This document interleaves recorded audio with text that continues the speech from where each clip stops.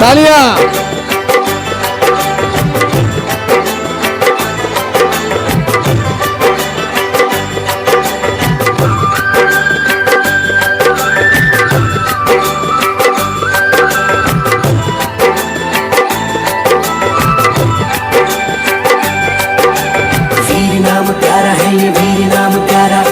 जयकारों से ये गूंजे जग सारा। महावीर तेरे ही नाम से हम पहचाने जाते हैं। महावीर तेरे ही नाम से हम पहचाने जाते हैं। महावीर तेरे ही नाम से हम पहचाने जाते हैं। जो चलते हैं अहिंसा पथ पर जैन वही कहलाते हैं। महावीर तेरे ही नाम से हम पहचाने जाते हैं। वीर नाम प्यारा है ये वीर नाम प्यारा, तेरे जयकारों से ये गूंजे जग सारा।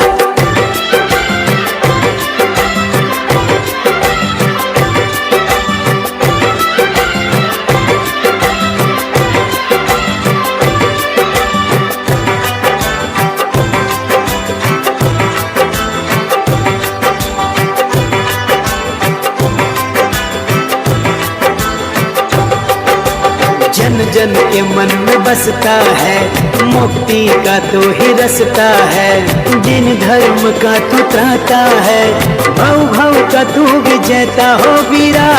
सबसे बड़ा तेरा नाम हो नाम रे। महावीर तेरे ही नाम से हम पहचाने जाते हैं।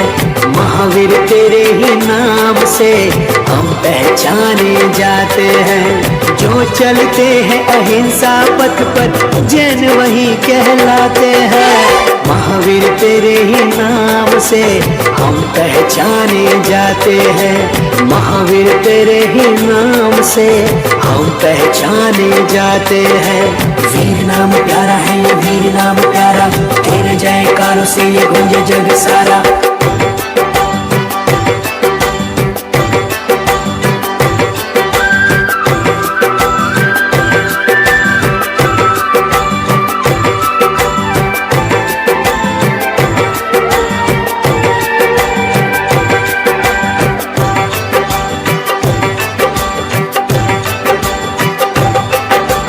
जैनों का आज उत्सव है, पल ये अतुल अभिनव है। समता का पंथ ये ऐसा, जन्मों जन्म मिले रे ओ वीरा। ले लो हमारा प्रणाम प्रणाम रे। महावीर तेरे ही नाम से हम पहचाने जाते हैं। महावीर तेरे ही नाम से हम पहचाने जाते हैं। जो चलते हैं अहिंसा पथ पर जैन वही कहलाते हैं। महावीर तेरे ही नाम से हम पहचाने जाते हैं। महावीर तेरे ही नाम से हम पहचाने जाते हैं। महावीर तेरे ही नाम से हम पहचाने जाते हैं। महावीर तेरे ही नाम से हम पहचाने जाते हैं।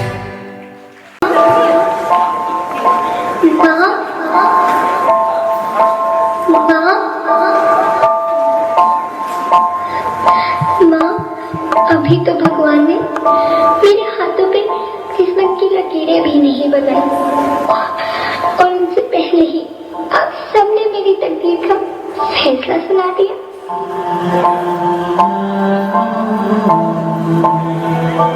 माँ, मुझे जी लेने दो। अपनी कसम, मैं आपको कभी तंग नहीं करूंगी।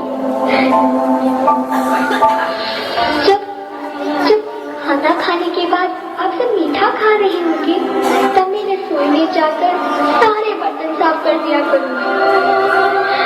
माँ, मेरी स्कूल फीस की चिंता मत करना, मैं भैया की किताबों से अपने आप ही पढ़ लिख जाऊंगी। और हाँ, पापा से कहना मेरे दहेज की चिंता ना करें।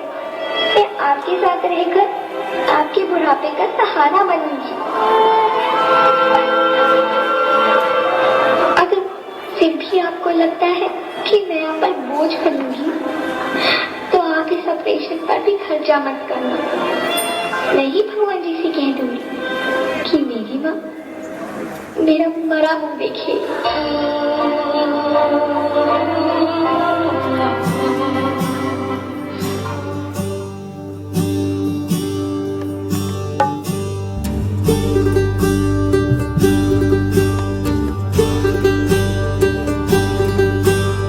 गोरी चिड़ैया नन्ही सी चिड़िया अंगना में फिर आजा रे। गोरी चिड़ैया नन्ही सी चिड़िया अंगना में फिर आजा रे। अंधियारा है घना और लहू से सना, किरणों के तिनके अंबर से चुनके अंगना में फिर आजा रे।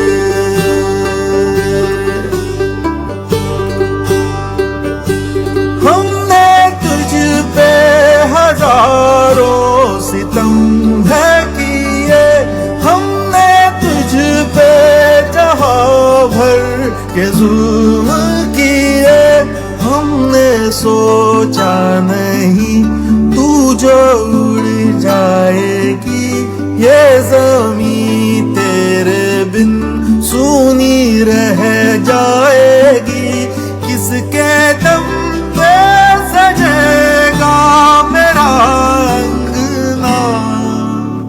गोरी चिड़ैया नन्ही सी चिड़िया अंगना में फिर आजा रे।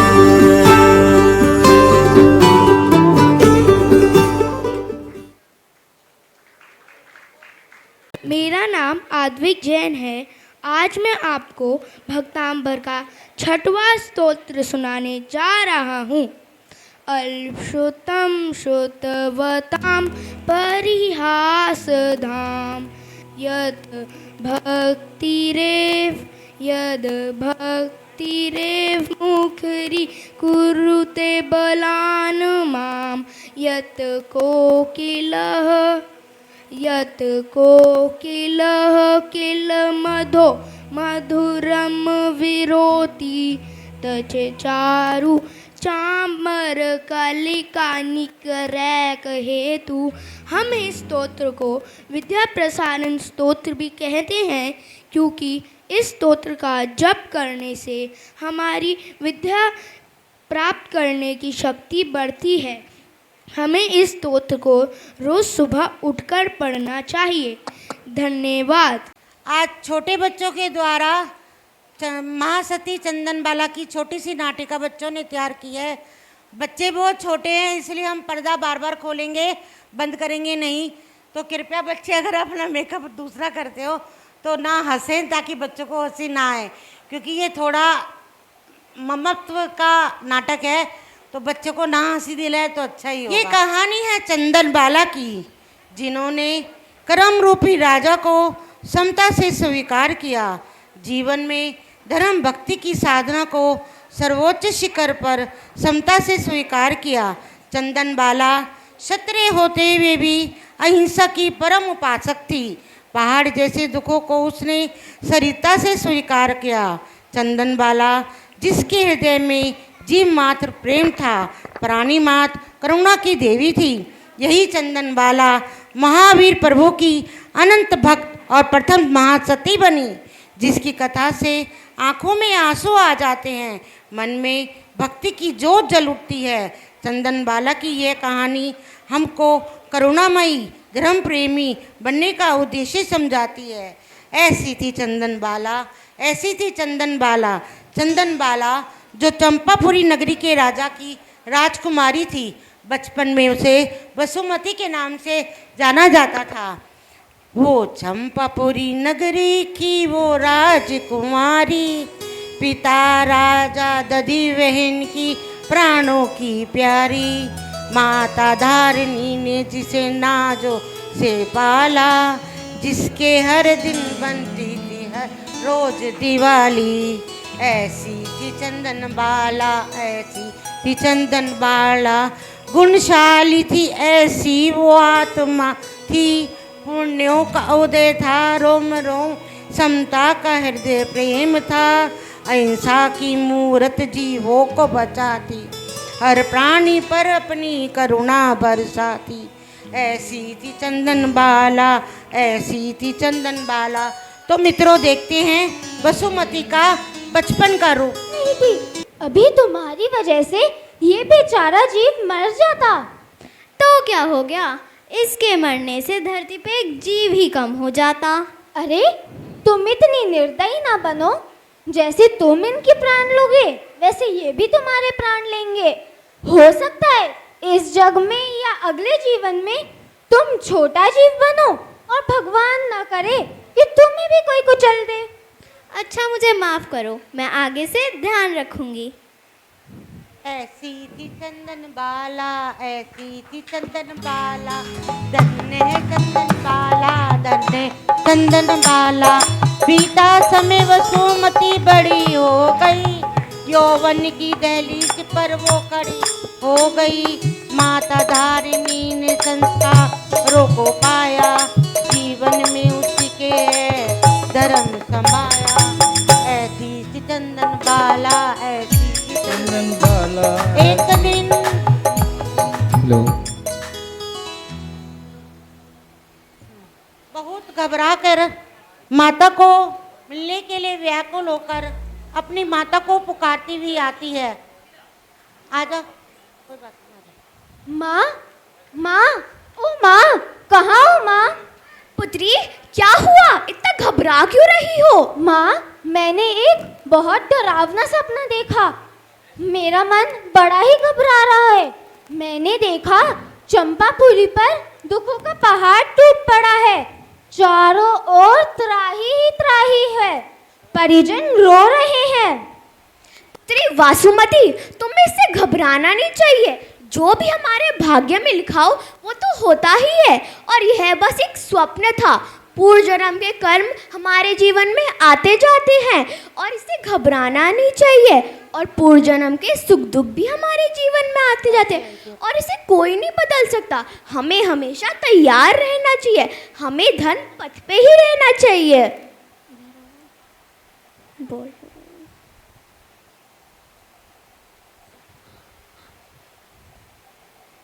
महारानी, महारानी वह जोर से चिल्लाती हुई आती है और बोलती है, महारानी, हमारे अन्य देश के राज्य ने हमारी चंपापुरी पर हमला कर दिया है, अब हमारा क्या होगा?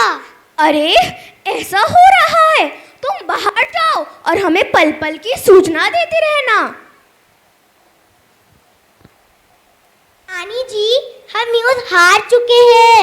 हमारे राजा चंपापुरी को छोड़ के चले गए हैं। चारों ओर हाहाकार मचा हुआ है।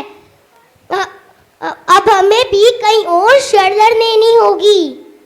चलो पुत्री, अब हमें भी ऐसा कहकर दासी भाग जाती है और रानी अपनी पुत्री को बोलती है, चलो पुत्री, अब हमें भी कोई अन्य शरण लेनी होगी। चलो माता जी।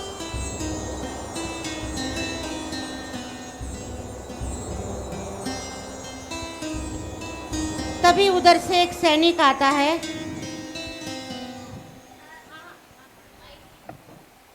रुको, ठहरो, तुम दोनों कहाँ जा रही हो?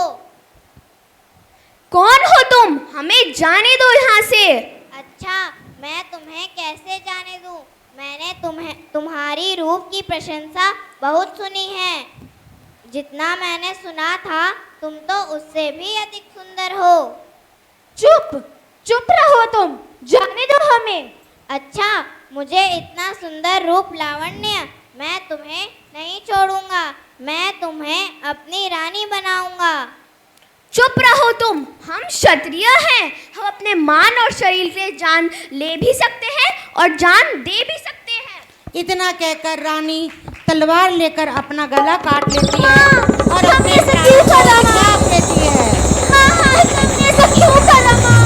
अब मेरा क्या होगा? ये मैंने क्या किया? इस वासना की वशीभूत होकर मैंने एक स्त्री के प्राण ले लिए।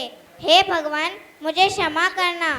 इतना कहकर वो वसुमती के पास आता है और बोलता है, उठो पुत्री, रो मत, यह मेरा अपराध है। तुम मेरे साथ मेरे घर चलो, मेरी पुत्री बनकर। मैं तुम्हें अपने पास रखूंगा।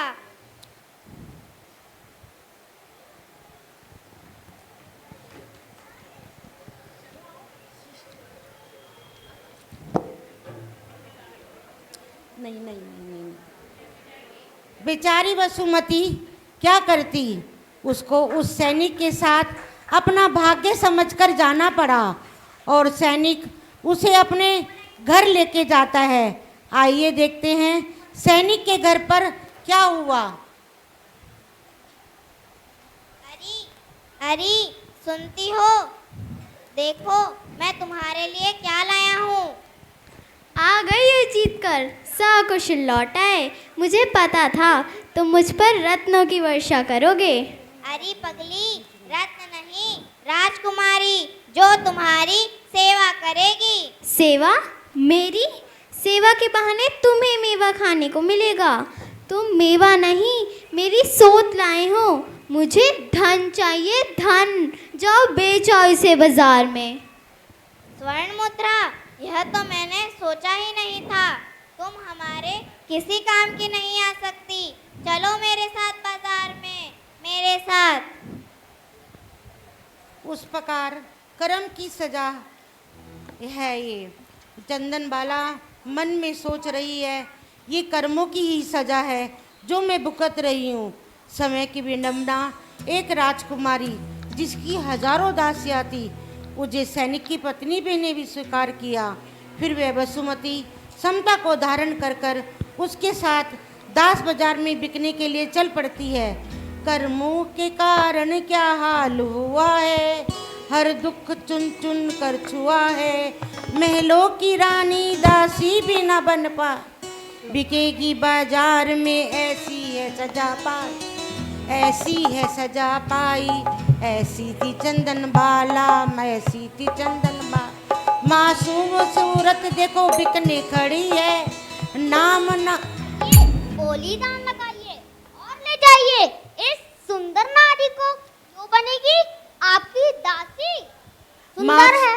मासूम सूरत देखो बिकने खड़ी है, नाम प्रभु का मन में समता ही बड़ी है। मोल लगेगा उसका दास बाजार में, खरीदेंगे लोग उसे लाखों हजार में, लाखों हजार में। बोलीकार बोली लगाता है। इतने में लोगों की आवाज़ें आती हैं। 50,000, 30,000, 1 लाख, 2 लाख। 2 लाख की बोली के लिए एक औरत उसकी बोली लगाती है। तभी दूसरी तरफ से 3 लाख की आवाज़ आ जाती है। तो बोलीकार बोलता है कोई इससे अधिक बोली लगाने वाला? है कोई इससे अधिक बोली लगाने वाला? दासी ही उसकी कीमत बढ़ाकर 4 लाख कर देती है। बोलो। मैं 4 लाख दूंगी। कोई है? मैं 4 लाख दूंगी। कोई है जो इससे अधिक बोली लगाने वाला? चंदनमाला।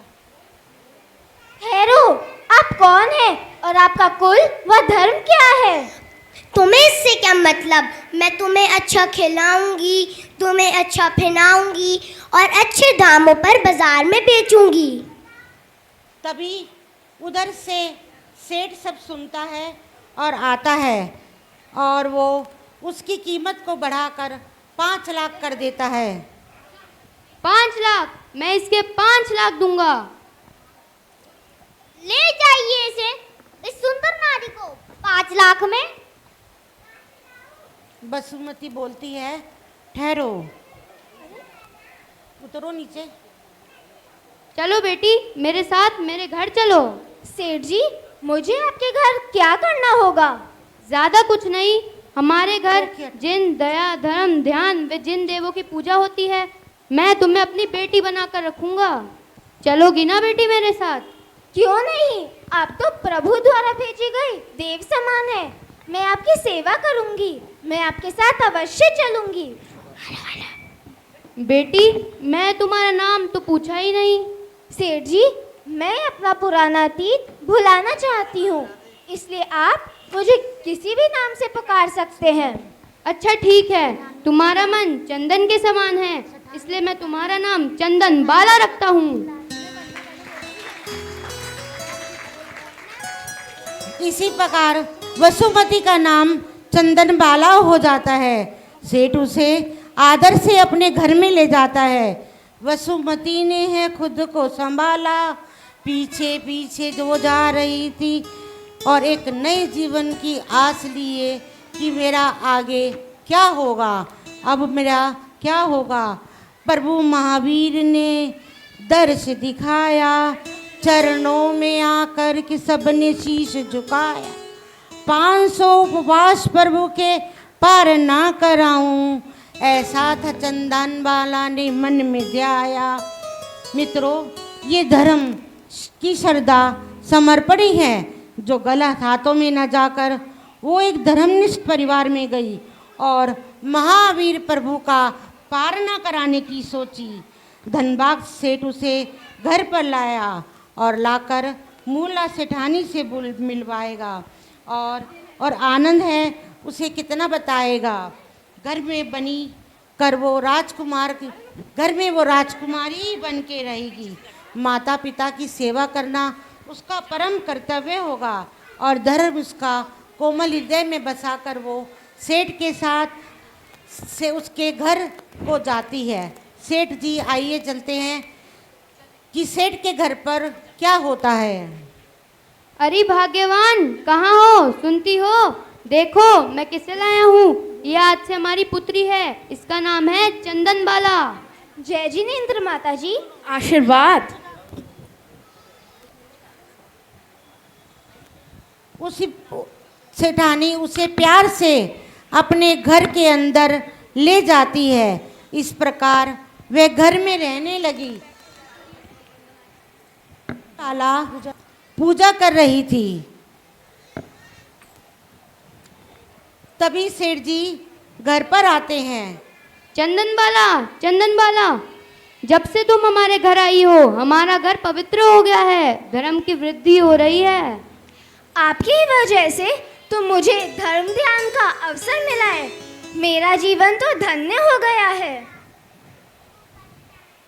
इतने में पशुओं के चिल्लाने की आवाज आती है।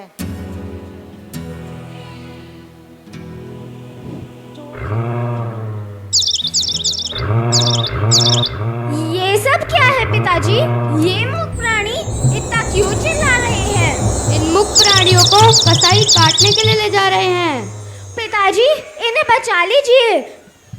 मुनीम जी, जाइए, इनको रुपया पैसा जो मांगे उनको देकर इन मुक्त पशुओं को सुरक्षित स्थान पर ले जाकर इनके खाने पीने की व्यवस्था करो।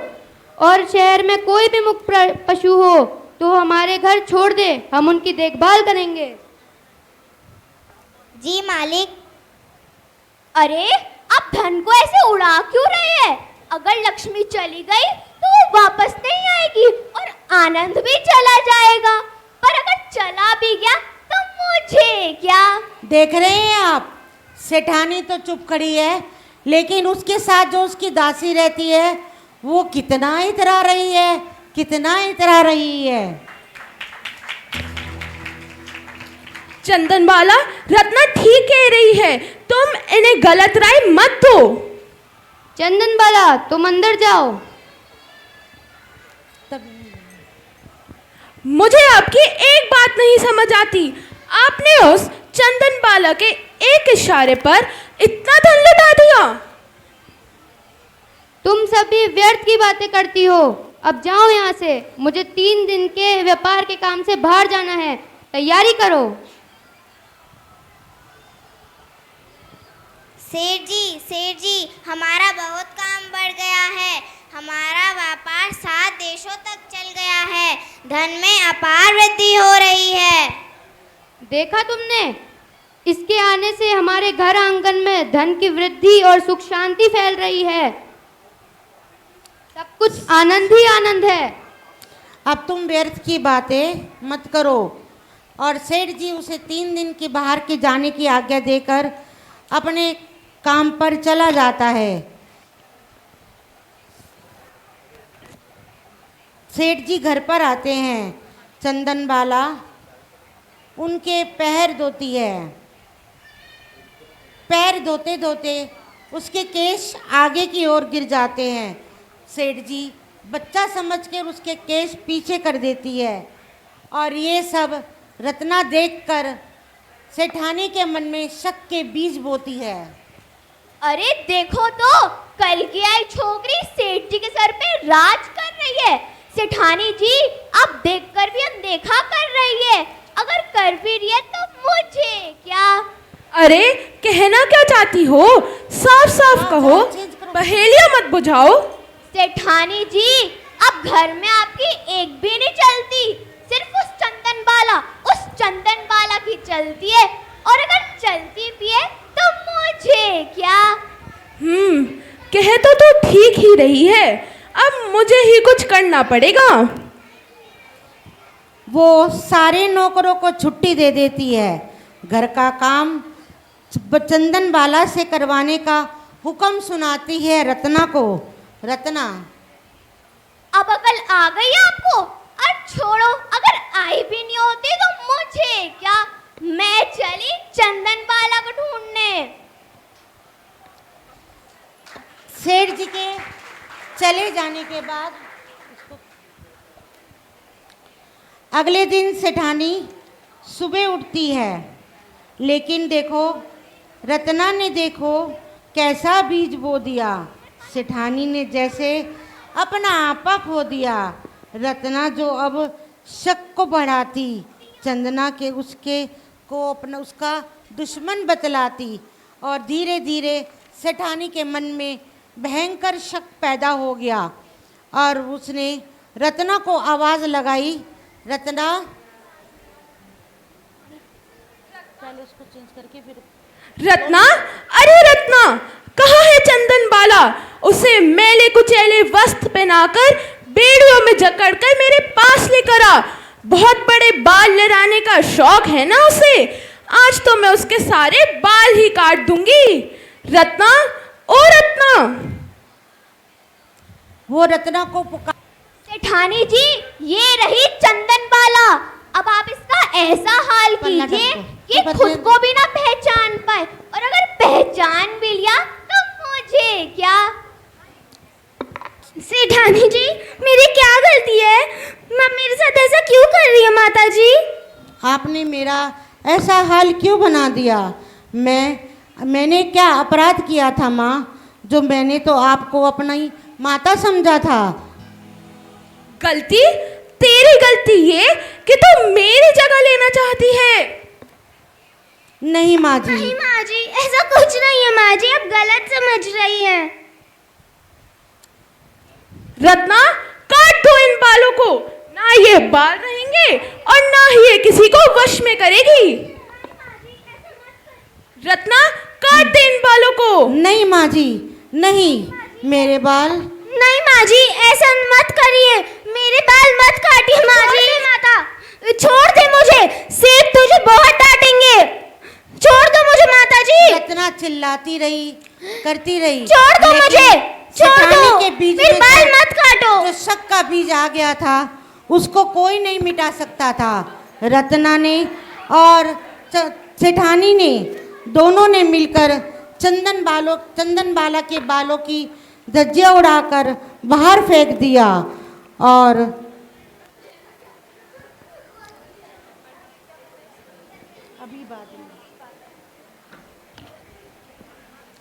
वो बार बार यही गुहार लताकती रही। बेचारी रोती तिरसती रही, माता मैंने आपका कुछ नहीं बिगाड़ा था। माता मुझे छोड़ दो। माता सेठ को तो आने दो। आप रत्ना के कहने पर मेरा इतना अपमान क्यों कर रही हो माता? छोड़ दो मुझे, छोड़ दो।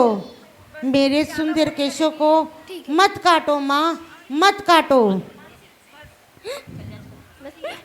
पर्दा हटा दो, पर्दा हटा दो। रही थी अश्रु की धारा, सेठानी तूने यह क्या कर डाला, बालों को तूने उसके सर से उतारा, तूने चंदना का मुंडन कर डाला, ऐसी थी चंदन बाला, ऐसी थी चंदन बाला, ऐसी थी चंदन बाला।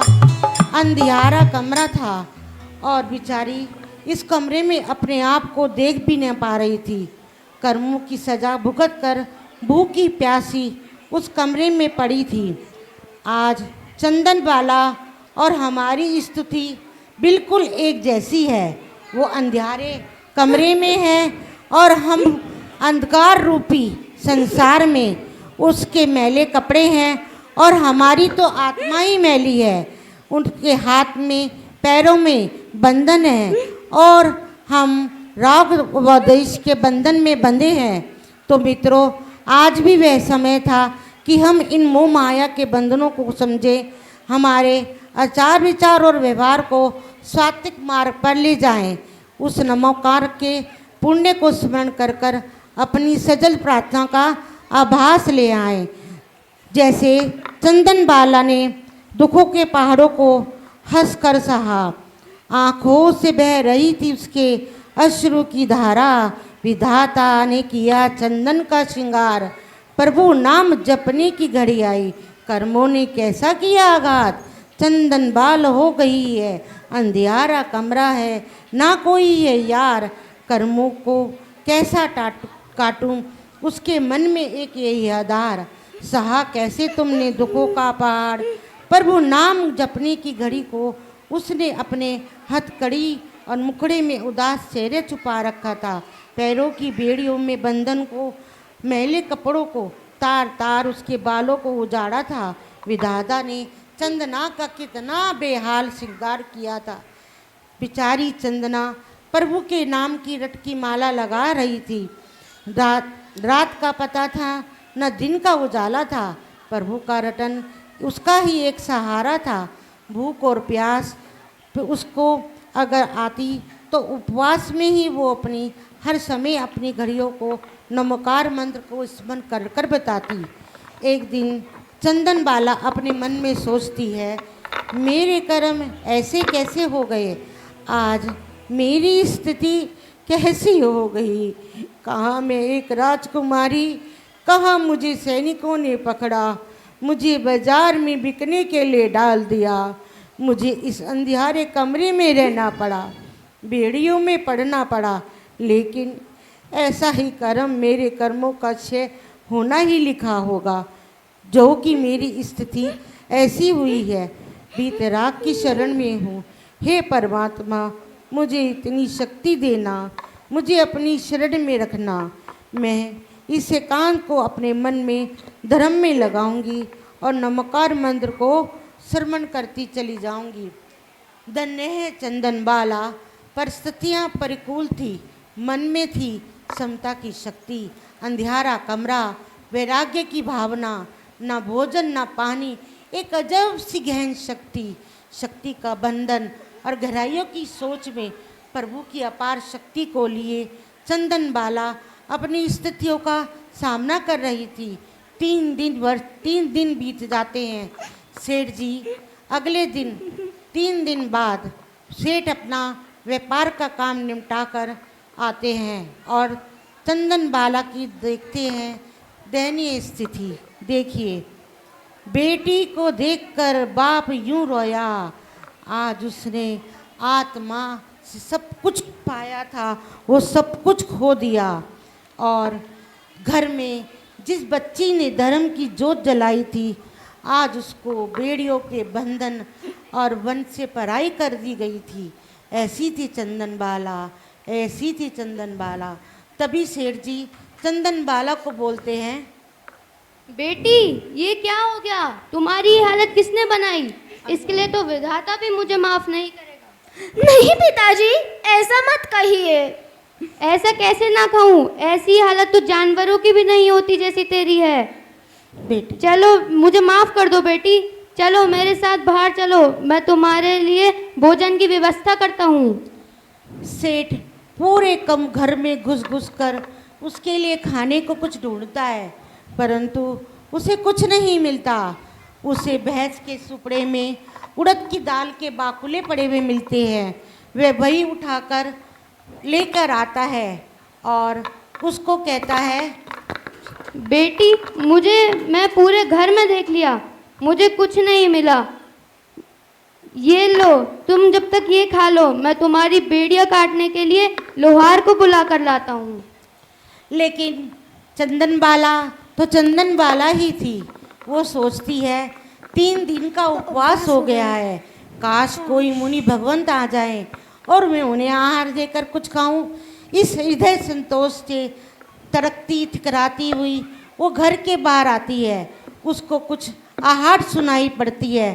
तभी मुनि भगवंत उसको नज़र आते हैं और वो कहती है, अरे ये तो मुनि भगवंत महावीर है। और वहाँ पर महावीर भगवान, जिन्होंने 25 दिन के उपवास करके सभी ग्रहणों को धारण करने की भावना को लेकर घूम रहे थे, उनके अभिग्रहण थे।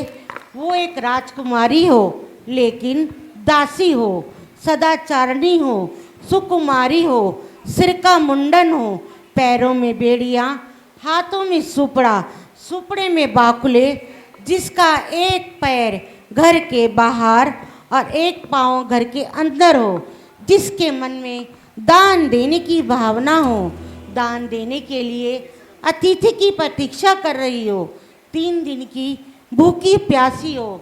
लेकिन सबसे बड़ी समस्या भगवान महावीर का दृढ़ था कि उसकी आंखों में आंसू हो। ऐसा पवित्र अभिग्राही को धारण करने के लिए महावीर प्रभु चंदनबाला की ओर आ रहे हैं। चंदनबाला, हे जगत, हे वंदनीय भगवंत, मेरे ऊपर प्रसन्न होकर ये भोजन स्वीकार कीजिए और अभिग्रहण को पूरा कीजिए। लेकिन अभी एक अभिग्रहण बाकी था। आँखों में आंसू की धारा का ना होना, अश्रु ना होने के कारण प्रभु महावीर लौट जाते हैं, फिर आते हैं, फिर लौट जाते हैं। फिर चंदनबाला बहुत पुकार लगाती है और बोलती है, ओ वीरा प्यारे, ओ पुकारे है चंदनबाला, कहाँ हो त्रिशला के लाला, जबे बस तेरी ही माला। ओ वीरा प्यारे, पुकारे है चंदनबाला, कहाँ हो त्रिशला के लाला, जबे बस तेरी ही माला। ओ वीरा प्यारे। आराध्य देखकर चंदनबाला की आंखों से अश्रु की धारा बह जाती है। जैसे ही महावीर प्रभु अपने भक्त की आंखों में आंसू देखते हैं और वो लौटकर अपने अभिग्रहण को पूरा करते हैं। और तुम बिन जग में कौन करम ये जंजीर छुड़ाए, आंखों में आंसू जैसे ही आए, महावीर प्रभु को देखो वैसे ही लौट आए। उड़द के बाकुलों को देखो स्वीकारा, धन्य बन गया देखो जीवन सारा, धन्य बन गया देखो जीवन सारा। देवताओं ने ताल मृदंग बजाए, आसमां से स्वर्ण मुद्रा बरसाए, आनंद ही छा गया। हर कोई देखो अपने पुराने रूप में आ जाती है। सिर पर उसके बाल आ जाते हैं, चंदनबाला के बंधन कट जाते हैं। संसारिक मोह माया के बंधन जिसमें वो अब तक जकड़ी हुई थी वो कट जाते हैं। उसने महावीर प्रभु से दीक्षा ली और महावीर भगवान की पहली महासती बनी। तो सबों और इतने में सेठानी भी चंदन बाला के चरणों में आकर गिर पड़ती है और माफ़ी मांगती है, लेकिन चंदन बाला उसे अपना कर्तव्य समझकर माफ़ कर देती है। माफ़ी मांगने तो रत्ना भी आई है, लेकिन वो माफ़ी मांगने की इससे नहीं आई। उसके मन में अभी भी शक के ही बीज हैं। अब देखो किसके घर के उजारे के उजारती है वो। इसीलिए उसने सबको क्षमा किया और सबका धन्यवाद किया। वो माध्यम बनी महावीर प्रभु के अभिग्रहण को पूर्ण करने का। ऐसी थी धन्य चंदन बाला, ऐसी थी धन्य चंदन बाला, ऐसी थी धन्य चंदन बाला। जय जिनेन्द्र। तो हमें क्या, हमने तो अपना काम कर दिया। जोरदार तालियां इस चंदन बाला के लिए। मैं इन बच्चों का बहुत शुक्रिया अदा करना चाहती हूँ। इनके पेपरों के बाद भी इन्होंने इतनी अच्छी प्रैक्टिस करी, इतना टाइम देख कर ये बच्चे जो ने तैयार किया है। ये नाटिका बड़ों के लिए लिखी गई थी, बड़ों ने नहीं करी, इन छोटे छोटे बच्चों ने कर डाली।